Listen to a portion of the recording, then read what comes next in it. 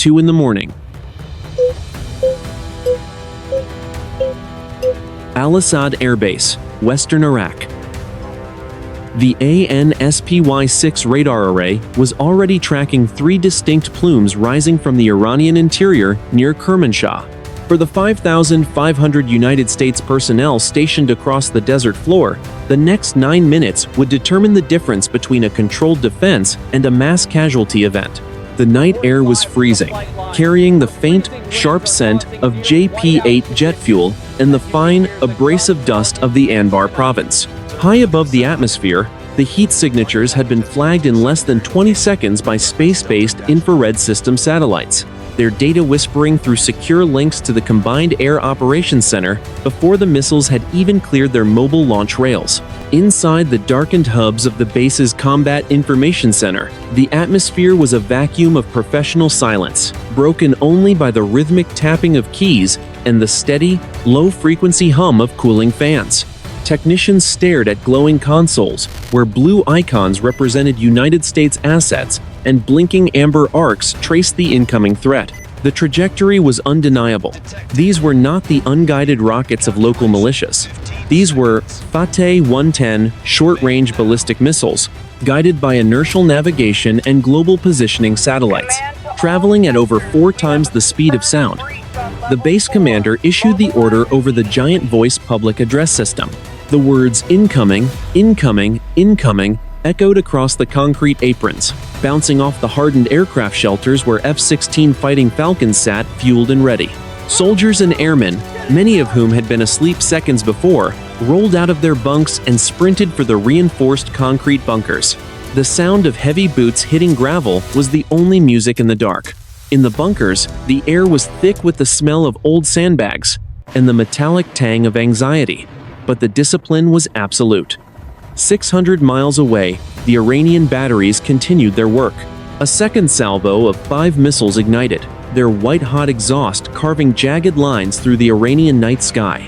These were aimed further north, toward the city of Erbil, and further south, toward the logistics hub at Al-Taji. The strike was synchronized to the second.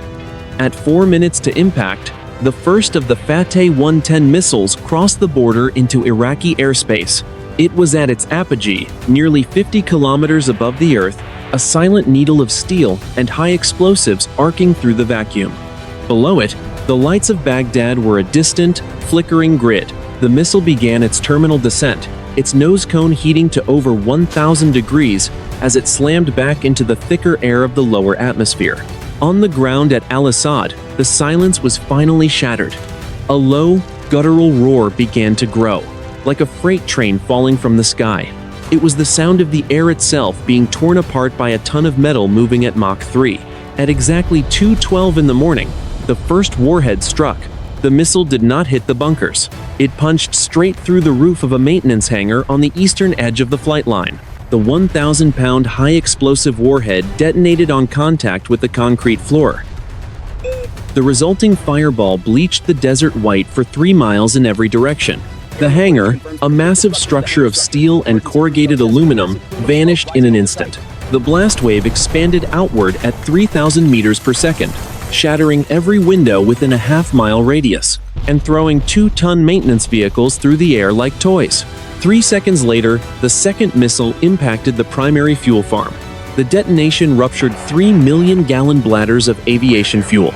A pillar of fire erupted 500 feet into the air, a roiling tower of orange and black that turned the night into a hellish noon.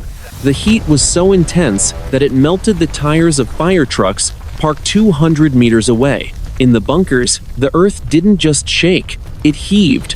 The pressure wave slammed into the reinforced doors with the weight of a physical hammer. Dust shook loose from the ceilings, coating the silent soldiers in a fine gray powder. They held their breath, counting the explosions, waiting for the one that would test the integrity of their shelter. By 2:15 in the morning, the first wave was over. Al-Asad Airbase was a landscape of fire and twisted metal. The black smoke from the fuel farm blotted out the stars, smelling of chemical death and scorched earth. But as the sirens continued to wail, the radar operators in the hardened command center saw the truth on their screens. The first wave was only the calibration. The main salvo, 40 missiles strong, was just leaving the ground. 2:17 in the morning. Erbil International Airport and the surrounding United States consulate complex in northern Iraq. The air in the Kurdistan region was biting and sharp, carrying the scent of pine from the distant Zagros Mountains and the heavy, metallic odor of industrial exhaust from the city's outskirts. On the western edge of the airfield, the MIM-104 Patriot missile batteries of the 5th Battalion, 7th Air Defense Artillery Regiment, sat in silent, predatory repose. Their rectangular launch canisters were angled toward the eastern horizon, where the sky was a deep, bruised purple. The first warnings had already flashed across the tactical screens inside the engagement control station. Unlike the earlier strikes at Al-Asad, which had relied on the sheer speed of the missiles to overwhelm defenses, the wave targeting Erbil was sophisticated. It consisted of 12 Fateh-110 missiles launched in a staggered formation, designed to saturate the radar and force the defenders into a depleted state. Inside the control station, the air was cold, kept at a constant 68 degrees to protect the sensitive processors of the AN/MPQ-65 radar system. The operators, highly trained specialists with hundreds of hours in high-fidelity simulations, moved with a mechanical, rehearsed efficiency. There was no shouting. There was only the low, rhythmic recitation of tracking data. Track 1049er confirmed. Velocity, Mach 4.2. Altitude, 35,000 meters. Time to impact, 4 minutes. The tactical control officer, a captain with 10 years of experience in air defense, watched the amber arcs consolidate into red engagement circles. The coordinates were locked. Latitude 36 degrees, 11 minutes north. Longitude 44 degrees, 0 minutes east. This was not a drill. The missiles were headed directly for the consulate's housing blocks and the airport's primary logistics ramp. Engage track 1049er. PAC-3. Ripple fire. At 2:21 in the morning, the first Patriot interceptor ignited. The desert floor beneath the launcher vanished in a violent eruption of white flame and gray smoke. The sound was a physical blow, a thunderclap that rolled across the tarmac and shook the windows of the air traffic control tower. The interceptor, a PAC-3 missile segment enhancement, tore away from its canister at 3 times the speed of sound. It was followed 2 seconds later by its wingman, a second interceptor trailing a spiraling ribbon of fire into the night. The sky above Erbil became a laboratory of high-speed physics. The Patriot interceptors did not use traditional explosive warheads. They were hit-to-kill vehicles, essentially 10-foot-long darts of hardened metal, designed to pulverize an incoming ballistic missile through sheer kinetic energy. At an altitude of 20,000 meters, the first collision occurred. To an observer on the ground, it looked like a star had suddenly birthed itself in the middle of the night. A silent, brilliant flash of white light bleached the clouds, followed seconds later by a sound like a mountain splitting in half. The Iranian missile was not just destroyed, it was vaporized. The kinetic energy of the impact, equivalent to a freight train hitting a wall at 60 miles per hour, shredded the airframe and detonated the high-explosive warhead prematurely. Debris, glowing orange as it fell back through the atmosphere, began to rain down across the uninhabited plains east of the airport. This was the steel rain, thousands of fragments of jagged metal and scorched electronics fluttering toward the earth. Over the next 4 minutes, the 5th Battalion launched 24 interceptors. The sky was crisscrossed with white exhaust trails, illuminated from below by the persistent glow of the burning fuel farm at Al-Asad, 60 miles to the southwest. Of the 12 incoming Iranian missiles, 11 were successfully intercepted. The radar screens showed the red icons vanishing, one by one, replaced by the blue symbols of successful neutralizations. However, the 12th missile performed a terminal maneuver. As it entered the lower atmosphere, its guidance fins adjusted, pulling the nose up slightly to avoid the final Patriot interceptor. It missed the primary consulate building by less than 200 meters, slamming instead into an empty taxiway near the airport's northern perimeter. The impact crater was 10 meters wide and 4 meters deep. The blast wave shattered the windshields of 3 MH-60 Sierra helicopters parked in the nearby hangars, and sent a spray of concrete shrapnel across the tarmac. But the primary objective had been held. The Patriot batteries had stood their ground, their crews already working in the dark to reload the empty canisters, their hands numb from the cold, but their discipline unshaken. At 2:30 in the morning, the radar cleared. The second wave had been broken. But as the technicians began their post-engagement checks, a new signal appeared.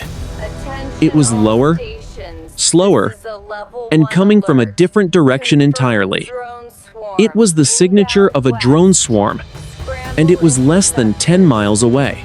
2:45 in the morning. Camp Taji, 20 miles north of Baghdad. The low-altitude warning sirens began their rhythmic, rising wail across the sprawling logistics hub. Unlike the high-altitude ballistic arcs seen over Al-Asad and Erbil, the threat moving toward Taji was hugging the terrain, masked by the rising heat haze of the Tigris River Valley. At coordinates 33 degrees 35 minutes north, 44 degrees 15 minutes east, the base was the primary storage site for United States Army heavy armor and ammunition in central Iraq. The air was cold and brittle, carrying the faint, oily smell of diesel from the motor pools and the sharp scent of the river mud. The primary defense for this specific threat was the Centurion counter-rocket, artillery, and mortar system, known as the C-RAM. These were land-based versions of the Navy's Phalanx close-in weapon system, consisting of a 20mm Gatling gun guided by its own independent Ku-band radar. 6 of these units were positioned in a defensive ring, around the base's central command and logistics nodes. Inside the Tactical Operations Center, the radar screens were cluttered with low-level noise. Then, 4 distinct signatures solidified.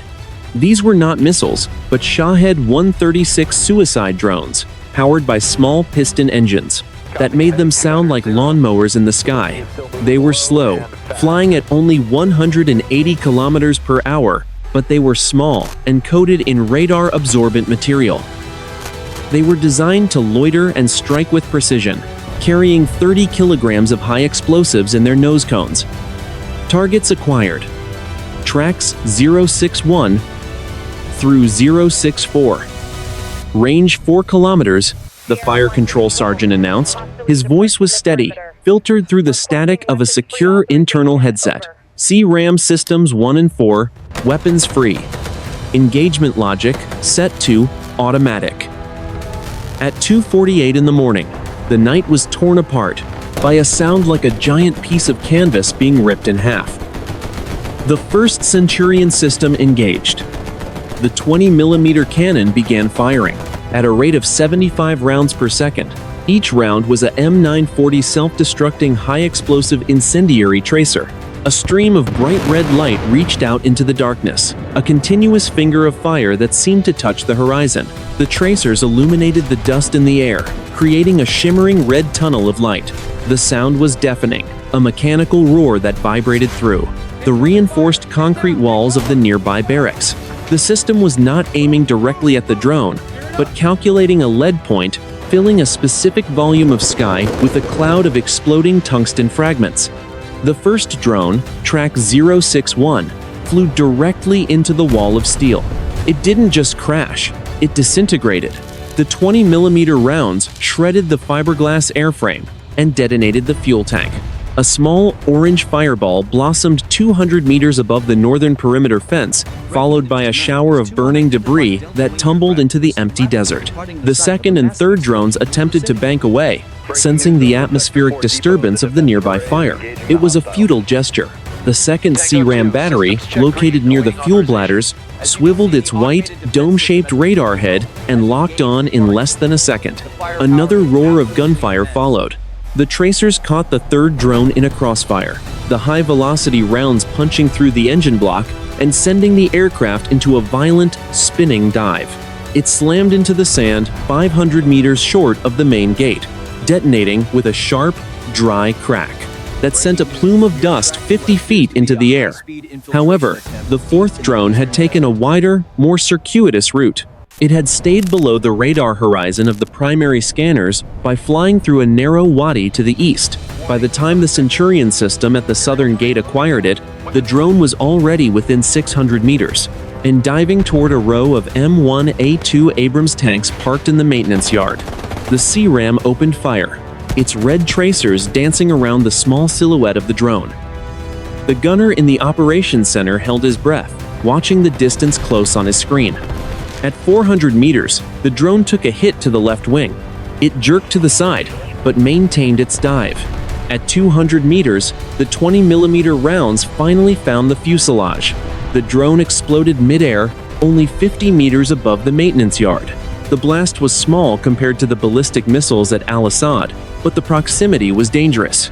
Shrapnel rained down on the parked tanks, pinging off the heavy depleted uranium armor and shattering the delicate optics on the roof of one vehicle. A small fire started in a pile of discarded shipping pallets, but the damage was localized. By 2:55 in the morning, the engagement was over. The crews remained at their stations, the barrels of the Gatling guns still smoking. The smell of burnt gunpowder hanging heavy in the air. The immediate threat to Camp Taji had been neutralized with 0 United States casualties and only minor equipment damage. But as the report was being typed into the secure network, the commander of the 18th Airborne Corps received a high-priority flash message from the Pentagon. The defense phase was officially over. The United States was moving to the offensive. 3:15 in the morning. Al-Asad Airbase, Western Iraq. The damage control teams of the 445th Civil Engineer Squadron moved into the impact zones before the primary fires had even begun to stabilize.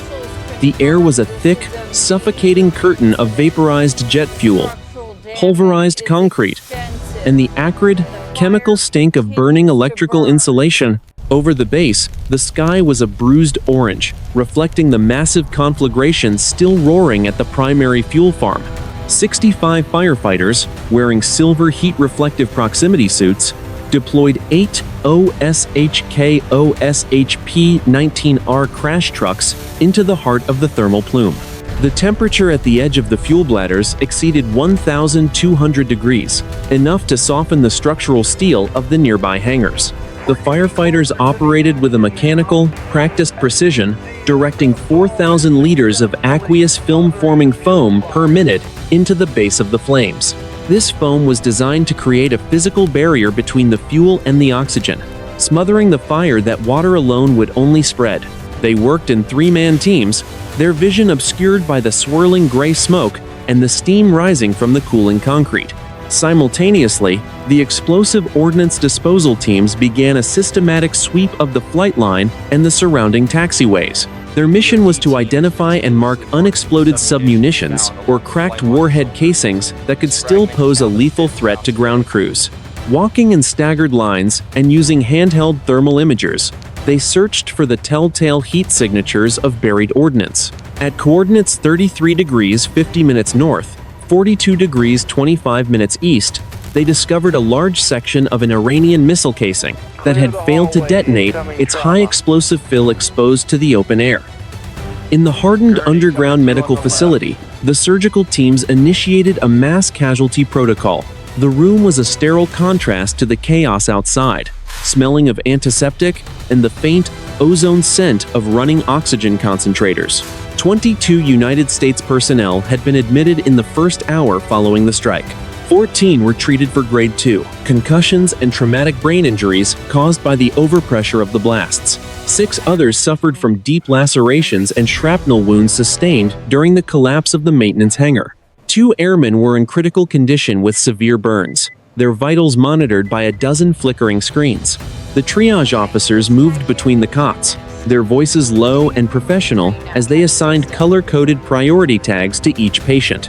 Despite the intensity of the Iranian salvo, the casualty numbers remained remarkably low. This was the direct result of the early warning provided by the satellites and the absolute discipline of the personnel in reaching the reinforced bunkers within the 9-minute window.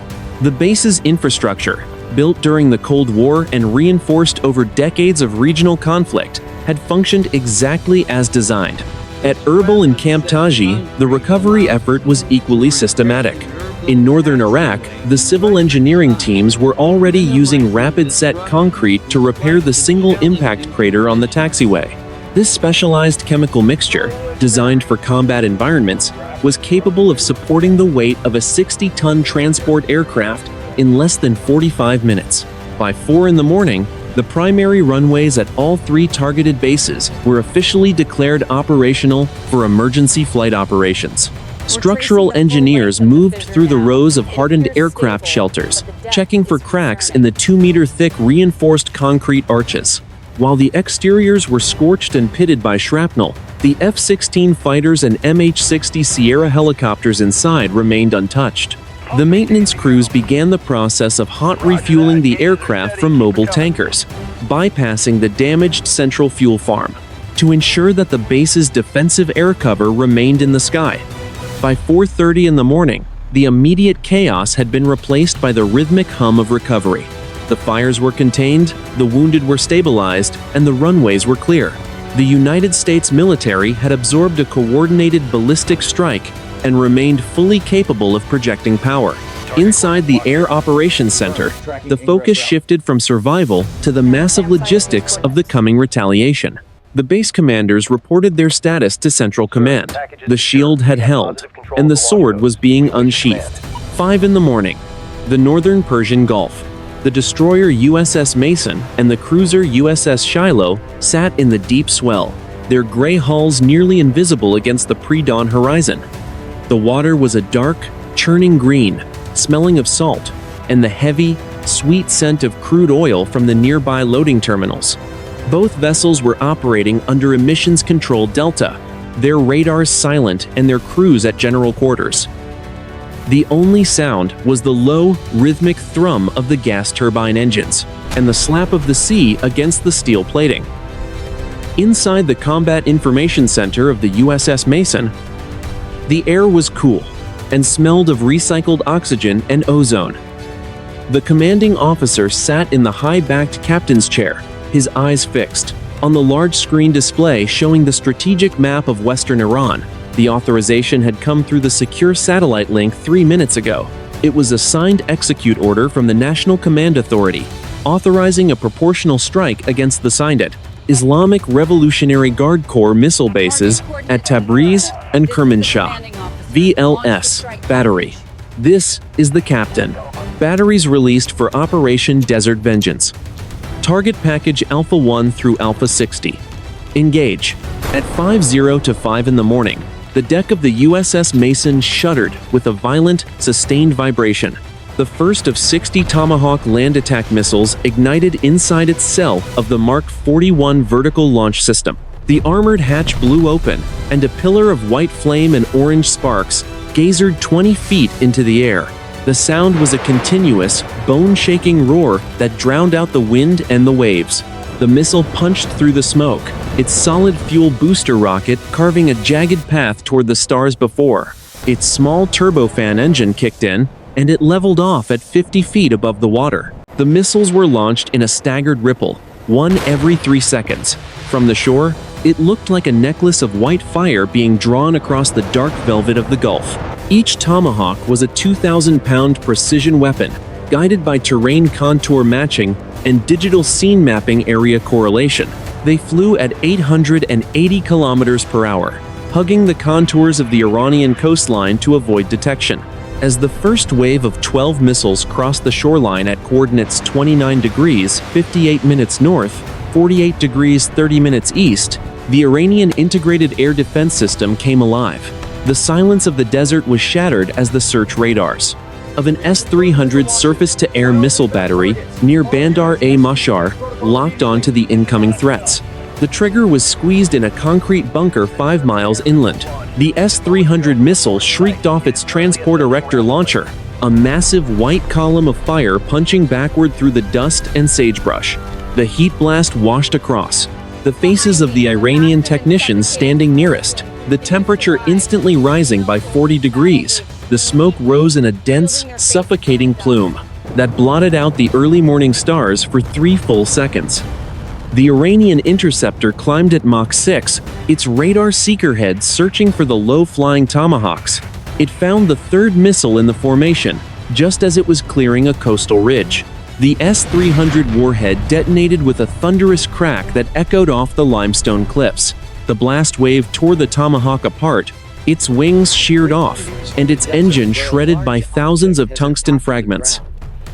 The burning wreckage tumbled into the sand, creating a streak of orange fire that lit up the desert floor for 100 meters. But the United States strike was designed for saturation. Even as the first Tomahawk fell, the remaining 11 missiles adjusted their flight paths. The seventh missile in the stack, traveling at 500 miles per hour, drove straight into the heart of the Iranian radar van. The warhead punched clean through the reinforced roof, detonating the sensitive electronics and cooling systems stored inside. The van was obliterated instantly. The 6-ton vehicle was lifted 4 meters into the air by the force of the high-explosive blast, before it fell back and crushed the support trailer beneath it. Black smoke boiled out of the crater, smelling of scorched copper and burning diesel. The surviving Iranian crew members reacted in a blind panic, scrambling from their nearby tents as the secondary explosions from the radar van's fuel tanks began to cook off.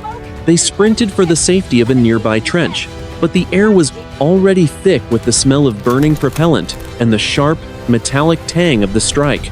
The radio channels of the Iranian battery went silent for exactly 3 seconds, then erupted in overlapping, terrified voices, each one louder than the last as they realized their primary defense had been blinded.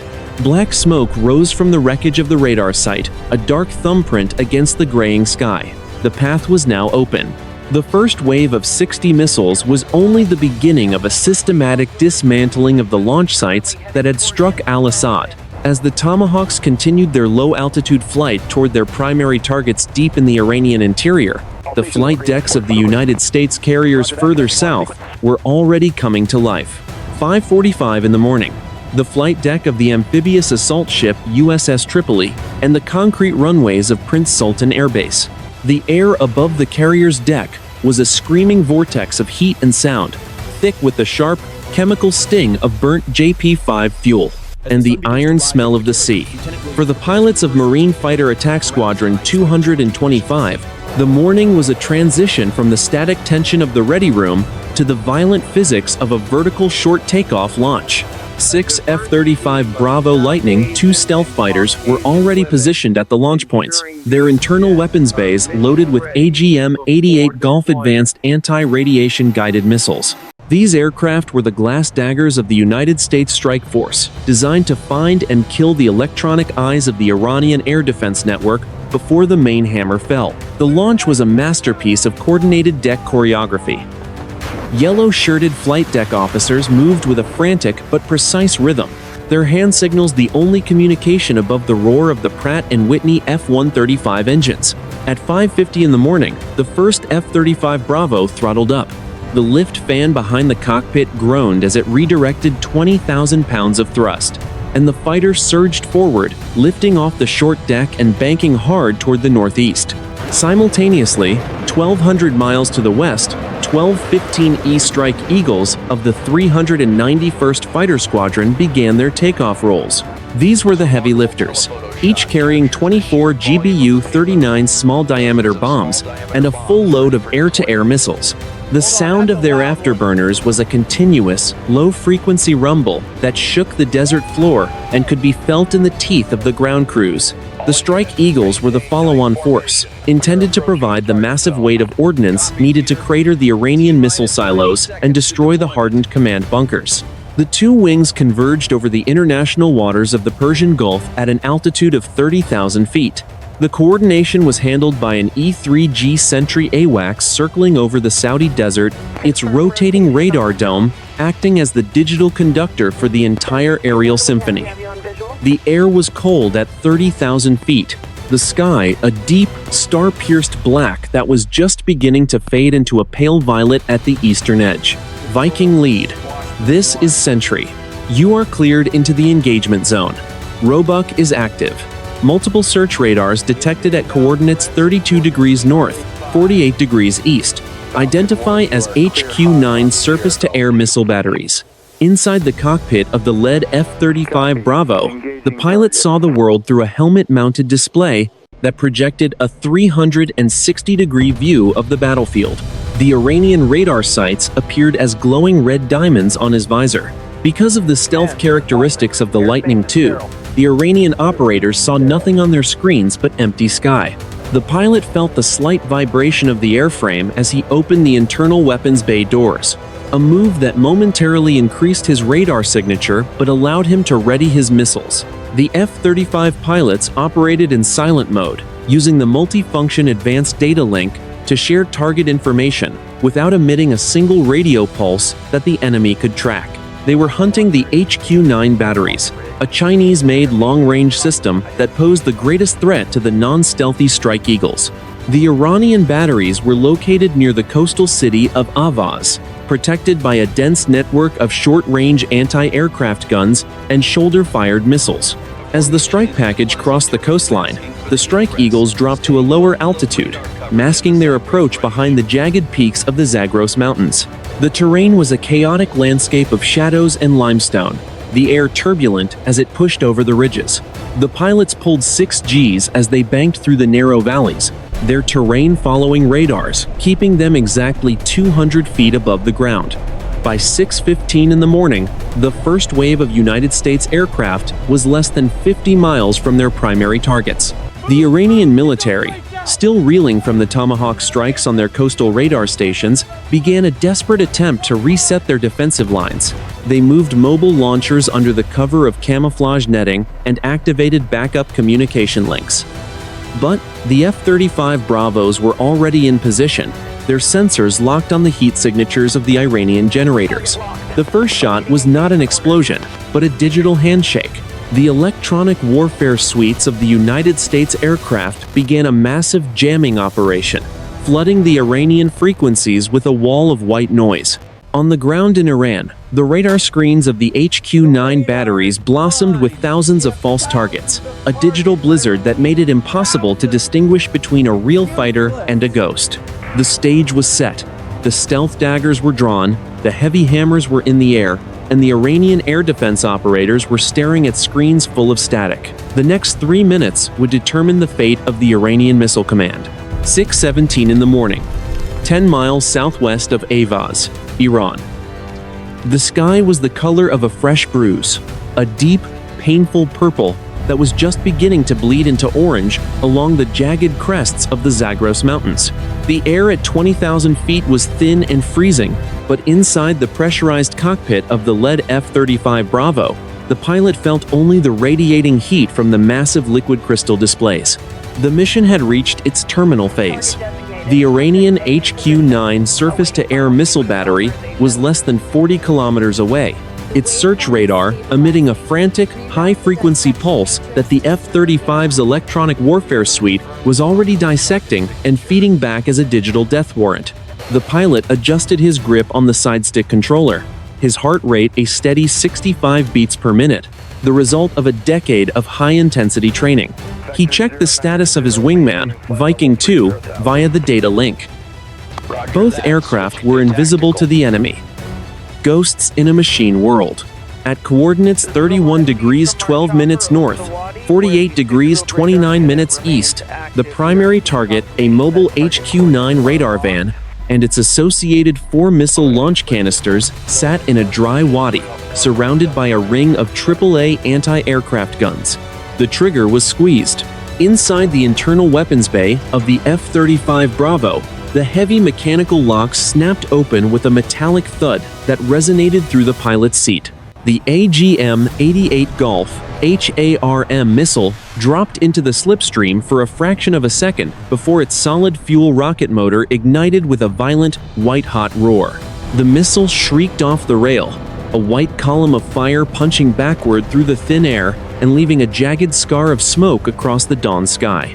The heat blast from the ignition was so intense it was registered by the aircraft's external thermal sensors, and the physical shock of the launch caused the 20-ton fighter to lurch upward momentarily. The HAMR missile accelerated to Mach 2 in less than 3 seconds, its seeker head locked onto the specific electronic signature of the Iranian radar. It did not need a pilot to guide it. It was a bloodhound of steel and high explosives. On the ground, the Iranian radar operators saw their screens suddenly bloom with a massive, overwhelming signal. They tried to shut down the transmitter, a desperate blink maneuver to confuse the missile, but the AGM-88 Golf had already memorized the GPS coordinates of the source. The warhead punched straight through the roof of the Iranian radar van, driving into the heart of the command and control electronics before detonating.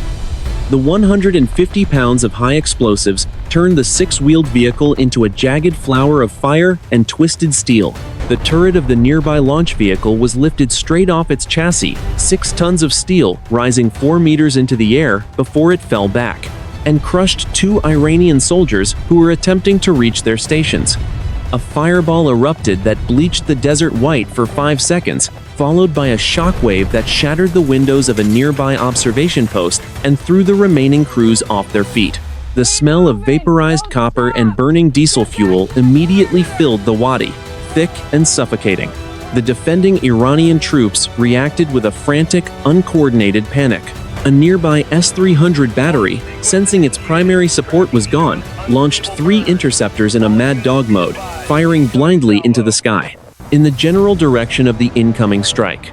The massive missiles screamed off their trailers, their white exhaust plumes weaving erratically as they searched for a target that wasn't there. One of the interceptors suffered a guidance failure at 4,000 meters and plummeted back to Earth, detonating in an empty field 2 miles away with a dry, earth-shaking thud. Black smoke rose from the wreckage of the HQ-9 radar, a thick, greasy pillar that stood vertically in the windless morning air. The burning pieces of the command van were still settling into the sand when the radio channels of the Iranian Regional Command went silent for exactly 3 seconds. Then, the frequencies erupted in a chaos of overlapping voices, shouting for reinforcements that were already being intercepted by United States electronic warfare assets. The glass daggers had done their job. The electronic eyes of the Avaz sector were blind. Seeing the path was clear, the lead pilot of the 15E Strike Eagle formation, Roebuck 1, keyed his radio. Viking led, "This is Roebuck. We see the smoke. Commencing the heavy lift. Package is away."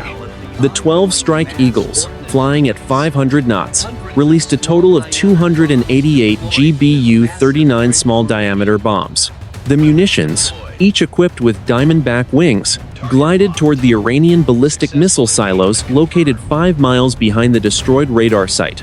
The air above the silos was soon filled with the sound of hundreds of small, high-velocity impacts. Each bomb was programmed to strike a specific hatch, a specific vent, or a specific fuel line. By 6:30 in the morning, the primary launch facility that had fueled the attack on Al-Asad was a landscape of cratered concrete and secondary explosions. The deep, muffled thumps of the underground silos collapsing echoed through the Zagros foothills like distant thunder. The United States pilots turned their aircraft toward the west, their fuel gauges low, but their mission objectives achieved. Behind them, the Iranian dawn was no longer quiet. It was a horizon of rising black smoke and the orange glow of a military infrastructure being systematically dismantled. 6:45 in the morning. The high, desolate plateau of the central Iranian desert. 2 B-2 Spirit stealth bombers, having flown a non-stop mission from Whiteman Air Force Base in Missouri, were banked in a shallow turn 60,000 feet above the target. The aircraft were invisible to both the eye and the radar, their charcoal gray wings blending perfectly into the fading shadows of the morning. Inside the pressurized cockpits, the air was cool and smelled of recycled oxygen and the faint ozone scent of high-altitude electronics. For the 4 pilots, the mission had reached its critical moment, the decapitation of the Islamic Revolutionary Guard Corps theater-level command and control network. The target was the Qatam Al-Anbiya Joint Air Defense Center, a sprawling underground complex located at coordinates 35 degrees 41 minutes north, 51 degrees 25 minutes east. Buried under 60 meters of reinforced concrete and granite, the bunker served as the central brain for every missile battery and radar site in the country. To destroy it, the B-2 Spirit bombers carried the GBU-57 Massive Ordnance Penetrator, a 30,000-pound bunker-busting bomb designed specifically for hardened targets. Spirit 01. Doors coming open. Release in 10 seconds. The massive internal bomb bay doors of the lead B-2 Spirit swung open, momentarily disrupting the aircraft's stealth profile.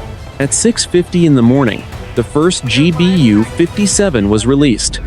It did not drop so much as it fell with a heavy, purposeful weight, its grid fins immediately deploying to guide the 15-ton cylinder of hardened steel and high explosives toward the Earth.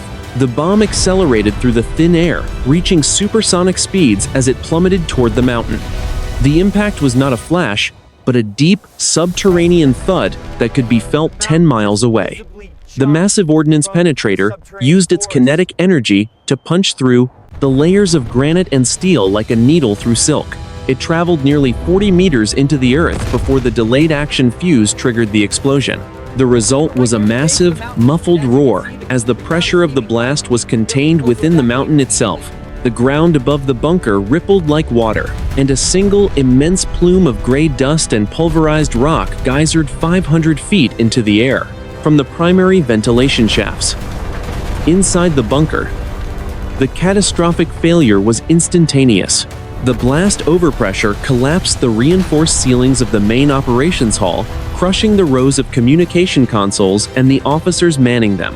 The shock wave severed the primary fiber optic trunk lines and destroyed the backup generators, plunging the entire Iranian air defense network into a total electronic blackout. The air inside the complex was replaced by a lethal cloud of pulverized concrete and smoke from electrical fires. 3 minutes later, the second B-2 Spirit released its ordnance, targeting the secondary command node 2 miles to the west. This strike hit the subterranean fuel storage and water treatment facilities. A secondary explosion, fueled by thousands of liters of diesel, sent a wave of fire through the connecting tunnels, incinerating the remaining emergency communication gear. The strategic effect was immediate and total. Across the country, the remaining Iranian surface-to-air missile batteries and ballistic missile launch teams found themselves isolated. Their giant voice commands stopped, their data links went dark, and the coordinated defense of the nation dissolved into a series of disconnected units, each operating in the blind. By 7 in the morning, the United States had achieved total information dominance over the theater. The B-2 Spirit bombers, their bomb bay doors closed, and their stealth profile restored, began their long climb back to the safety of the upper atmosphere. Behind them, the brain of the Iranian military was dead, and the smoke rising from the mountain was the only signal being transmitted. 7:15 in the morning. The radar screens at the Al-Tanf garrison in eastern Syria and the surrounding desert outposts were suddenly overwhelmed by a swarm of over 150 low-altitude signatures. It was a desperate final effort by the regional Iranian commanders to bypass the high-altitude interceptors by flooding the battle space with cheap, expendable suicide drones. The air over the border was already warming under the rising sun, turning the horizon into a shimmering, distorted mirror that smelled of dry sage and the faint, metallic scent of distant dust storms. The drones, primarily Shahed 136 models, were flying in tight, staggered formations at an altitude of only 50 meters, their small piston engines creating a collective, low-frequency buzz that sounded like a plague of mechanical locusts. At coordinates 33 degrees 29 minutes north, 38 degrees 45 minutes east, the United States response was led by a pair of EA-18 Gulf Growler electronic warfare aircraft. These specialized jets were circling at 20,000 feet, their high-powered jamming pods already harvesting the control frequencies used by the Iranian drone operators. The Growler pilots, wearing advanced noise-canceling headsets to block out the high-decibel roar of their own twin engines, moved their gloved fingers across touch-sensitive screens to initiate a wide-spectrum barrage jam. The effect on the drone swarm was immediate and chaotic. Inside the internal circuitry of the lead drones, the command and control signals were replaced by a wall of digital white noise. Deprived of their global positioning system coordinates and their remote operator links, 60 of the drones lost their flight stability. Some began to bank violently into the sand, detonating in massive, useless plumes of fire and dust. Others entered a pre-programmed, fail-safe mode, circling aimlessly in tight loops until they collided with one another, sending burning fragments of fiberglass and aluminum fluttering toward the desert floor. For the drones that managed to penetrate the electronic screen, a second layer of defense was waiting. These were the VSHORAD, or Very Short-Range Air Defense Units, of the 3rd Battalion, 4th Air Defense Artillery Regiment. Positioned on the perimeter of the base, these teams operated the MLM-105 Avenger systems, HMMWV vehicles equipped with 8 FIM-92 Stinger missiles and a 12.7mm machine gun. Target acquired. Tracking Swarm Segment Alpha. Range 3 kilometers. Weapons free, the sergeant shouted over the tactical radio. The first Stinger missile hissed off its launch rail, a small, high-velocity needle of fire that accelerated to Mach 2.2 in less than 2 seconds. The missile used its infrared seeker to lock onto the heat signature of a drone's engine. The impact was a sharp, dry crack, a small orange explosion that turned the drone into a shower of black confetti. The Avenger teams worked, with a frantic, professional speed, firing and reloading while the 12.7mm machine guns chewed through belts of ammunition, their tracers creating a horizontal curtain of red light just above the perimeter fence. The sound on the ground was a cacophony of mechanical violence, the thud-thud-thud of the machine guns, the shriek of the Stinger launches, and the distant, constant, mowing sound of the approaching drones. The air was thick with the smell of burnt cordite and the acrid chemical stink of vaporized lithium-ion batteries. Despite the sheer volume of the swarm, the integration of electronic warfare and kinetic defense proved insurmountable. Of the original 150 drones, only 4 managed to reach the outer perimeter of the Al-Tanf garrison. 3 of these were shredded by the base's C-RAM systems in a final, deafening burst of 20mm fire. The 4th drone, its guidance damaged by jamming, clipped the top of an empty observation tower before spinning into a sandbag-reinforced bunker. The detonation was small, shattering several windows and scorching the concrete, but causing 0 injuries to the personnel sheltered inside. By 8 in the morning, the drone plague had been completely eradicated. The desert was littered with the scorched remains of Iranian technology, small fires still burning in the scrub brush, where the larger fuel tanks had impacted. The United States forces had successfully defended against a massed robotic assault without losing a single asset. As the sun rose higher, the commanders in the operations center began the process of retasking their assets. The drone swarm had been a diversion, an attempt to hide a much larger movement of conventional Iranian ground forces toward the border. But with the drones gone and the skies clear, the United States was ready to pivot toward the massive logistics effort required to sustain the final phase of the operation. 8:15 in the morning. The thin, freezing air, 30,000 feet above the Iraqi-Saudi border. The KC-46 Pegasus and KC-135 Stratotanker aircraft formed a massive, orbiting iron bridge that stretched for 200 miles across the desert sky. This was the silent, indispensable heart of the United States retaliation, a continuous aerial refueling operation that allowed strike packages to remain over Iranian territory for hours instead of minutes.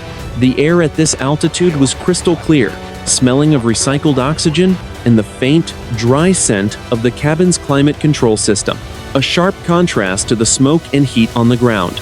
At coordinates 31 degrees 20 minutes north, 43 degrees 45 minutes east, the lead KC-46 Pegasus extended its refueling boom. The rigid, 15-meter pipe lowered into the slipstream, its small wings adjusting to the turbulent wake of the tanker.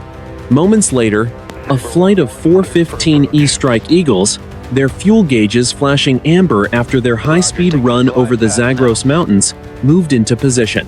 The fighters looked like small, gray predators hovering beneath the belly of a great white whale. The connection was a masterpiece of mechanical precision, The boom operator, using a high-definition three-dimensional camera system, guided the nozzle into the receptacle just behind the Strike Eagle's cockpit. With a metallic clunk that vibrated through both airframes, the transfer began. High-pressure pumps drove JP-8 fuel at a rate of 4,000 liters per minute, the lifeblood of the mission surging through the reinforced lines. In less than 5 minutes, the Strike Eagle had taken on 12,000 pounds of fuel, enough to return to the Iranian interior for another cycle of suppression. On the ground at Prince Sultan Airbase and the USS Tripoli, the logistics effort was equally relentless. The turnaround teams, composed of fuel technicians, weapons loaders, and airframe mechanics, worked with a choreographed intensity that rivaled any combat engagement. As each military aircraft touched down on the aircraft carrier deck, it was immediately surrounded by a swarm of personnel in color-coded jerseys.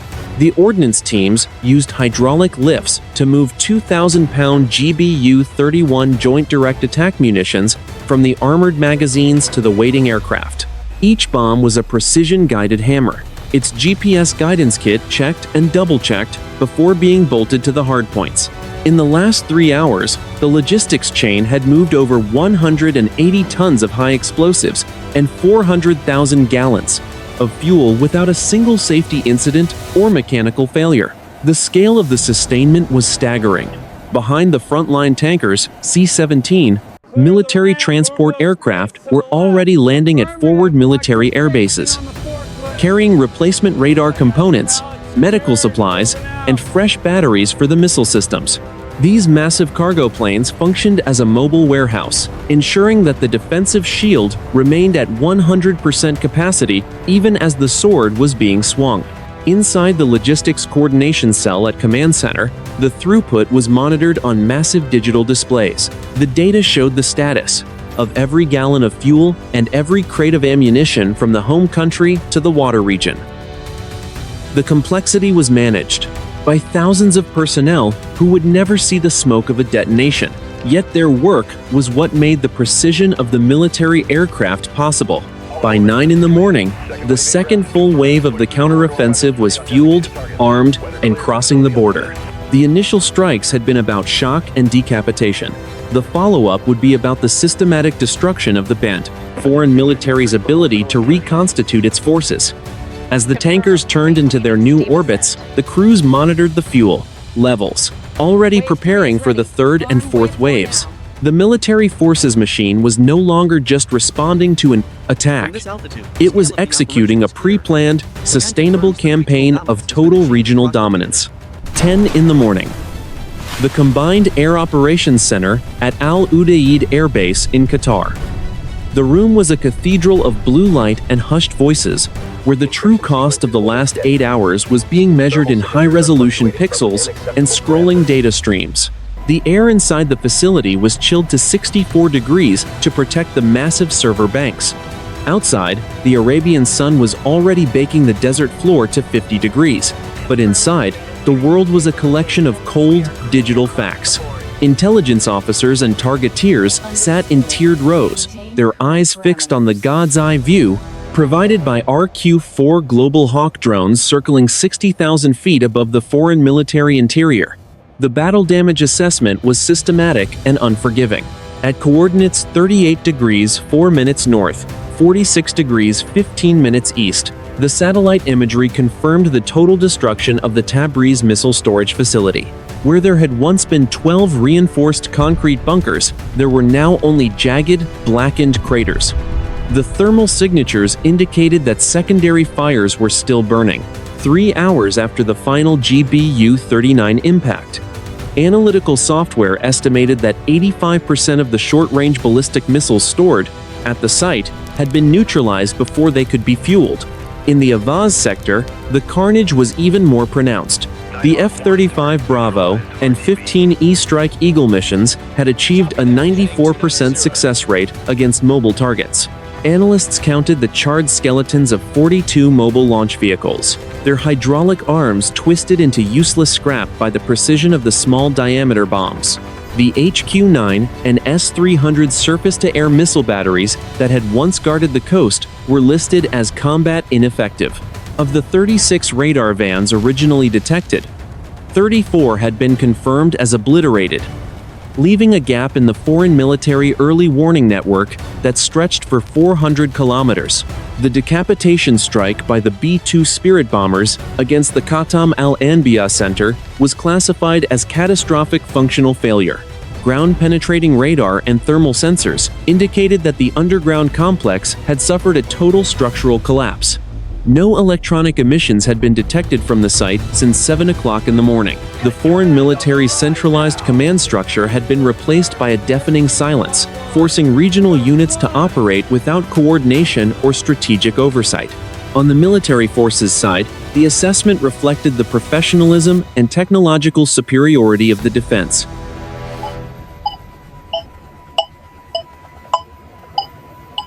At Al-Asad Airbase, the primary fuel farm was a total loss, and 2 maintenance hangars were destroyed. However, the flight line remained fully operational. At Erbil and Camp Taji, the damage was categorized as superficial. Total military forces casualties across all 3 bases stood at 24 personnel.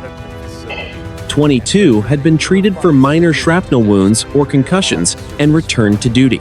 2 airmen remained in stable condition following surgery for burns. Not a single military forces fatality had been recorded. The naval forces reported 0 damage to the carrier strike groups.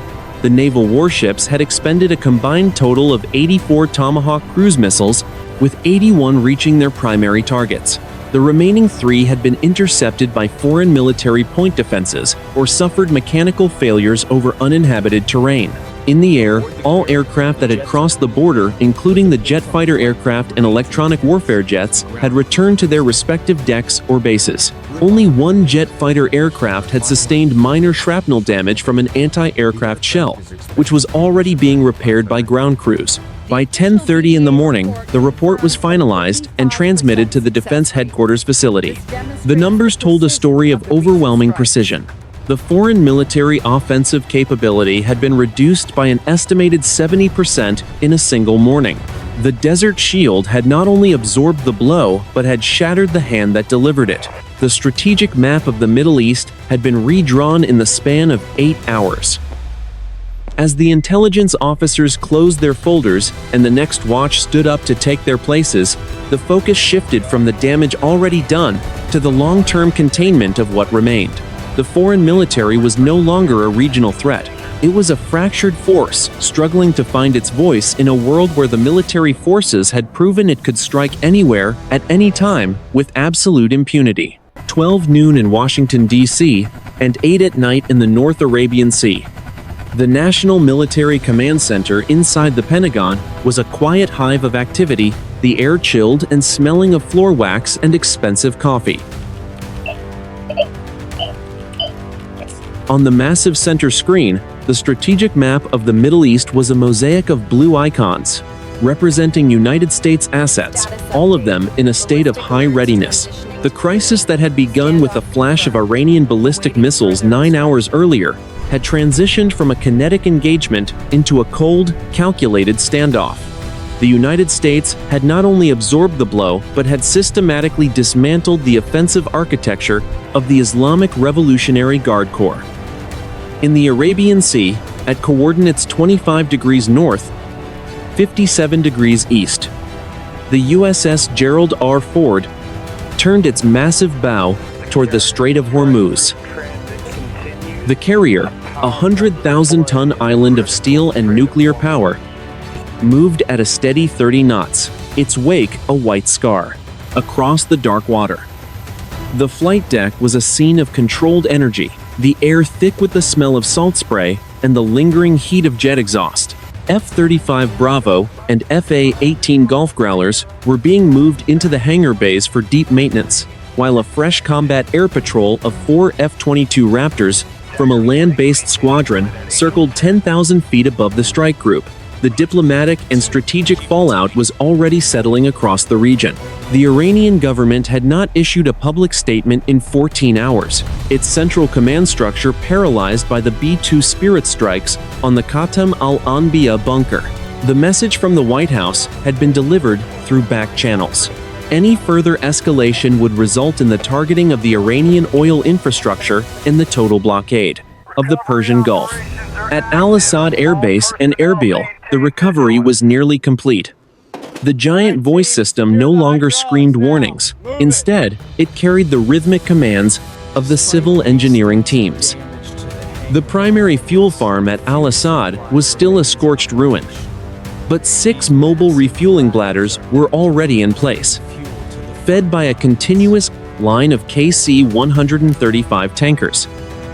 The 2 critical airmen in the medical facility had been stabilized and were being prepared for aeromedical evacuation to Landstuhl, Regional Medical Center in Germany, via a C-17 Globemaster III. The statistics of the engagement were a testament to the effectiveness of United States integrated air and missile defense. Of the 52 ballistic missiles fired by Iran, 34 had been intercepted, 11 had struck uninhabited desert or failed in flight, and only 7 had impacted the intended base perimeters. In return, the United States had neutralized 42 mobile launchers, 34 radar sites, and 3 major command and control hubs. The ratio of destruction was nearly 20-to-1 in favor of the United States.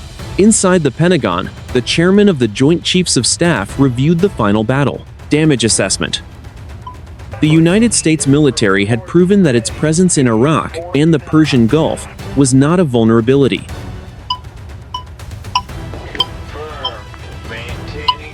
But a hardened, resilient platform for power projection. The Desert Shield had held, and the counterstrike had been a surgical demonstration of what happens when a regional power tests the resolve of a global superpower. As the sun set over the American capital and rose again over the burning wreckage of the Iranian missile silos, the strategic posture of the 7th Fleet and the 18th Airborne Corps remained unchanged.